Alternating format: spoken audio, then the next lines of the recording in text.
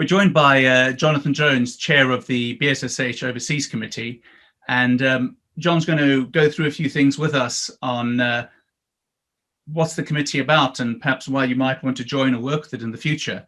Thank you so much for joining us today. Could you tell us what can a UK consultant learn from the low resource setting?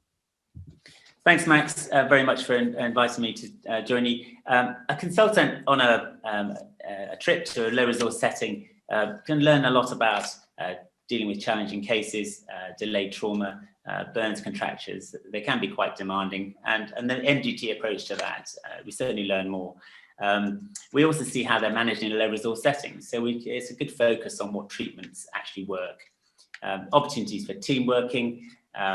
Within that, it's very refreshing to achieve something in a small period of time. So that's great. Tell me, which countries do you work in, and how do you manage such diverse settings? Well, the countries are the low to middle income group, but Sierra Leone was our first country, and then Ethiopia, Bangladesh, Malawi, Myanmar, Sri Lanka as our most recent one, Sudan and Tanzania. And we're also involved indirectly through the colleges with the West African College and the Kaseksa colleges with other countries, such as Rwanda and. And do you break down into different groups who takes care of each country? We have a project lead. Most of those are on the committee, but you don't necessarily have to be on the committees. So if, that's something to bear in mind. If you've got good links with countries, then you can always contact the committee to help. And then there is a local partner. Sorry to interrupt. How do the formal links work with each country? So the local there'll be a local champion or a local lead who we will meet, obviously virtually at the moment, and they will orchestrate the various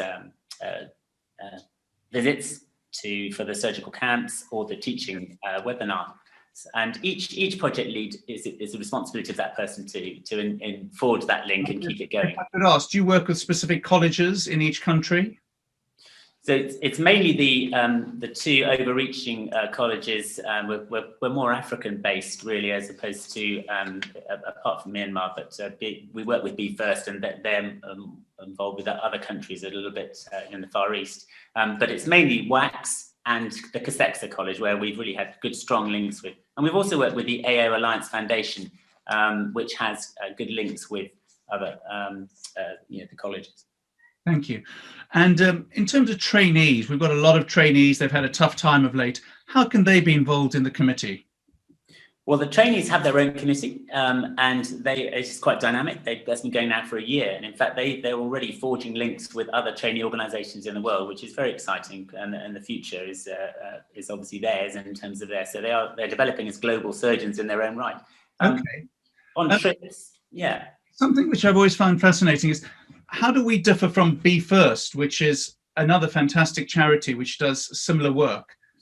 Are we different? Are we the same? Well, there's a lot. We're very much dovetailed, and we've had some very successful, we have joint projects with them. They obviously cover the plastics as a holistic thing with the general and reconstructive aspects of that. And the BSSH is obviously specifically hands. But we're just two of the charities that collaborate. We also work with the Harvard Global Orthopedics and WOC, and as I say, the AO Alliance. And so it's all about collaborative work, and we are definitely the greater than the sum of the parts. Yeah.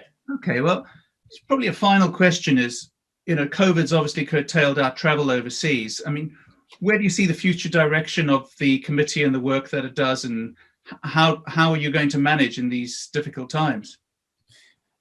Well, the SARS pandemic has levered us into a much more virtual platform now. We were already doing webinar with Be First, but we've now enhanced that much more. We do have specific webinars with Kaseksa and WACS, and we've also got other links using the virtual platform with MDTs for our projects. In fact, our connectivity and the numbers of people we are now reaching, it has been enhanced by the pandemic, strangely. Fantastic. So we have many more connections. That's great. So if somebody wants to take part in 20 seconds, that's all we have. How are we going to get them to join? Well, first of all, don't think that you can't make a difference in overseas work. Look at the BSSH website, look at the project pages, see who's involved, email us directly or via the BSSH office with Emma Brighton. Look out for the next BSSH Be First Overseas conference. And we want to hear about your ideas. We want to hear what sort of links you may already have. Because I'm quite sure that there are already links in the global health sort of area of work that you have that we would love to hear about. Fantastic. So please do get in touch.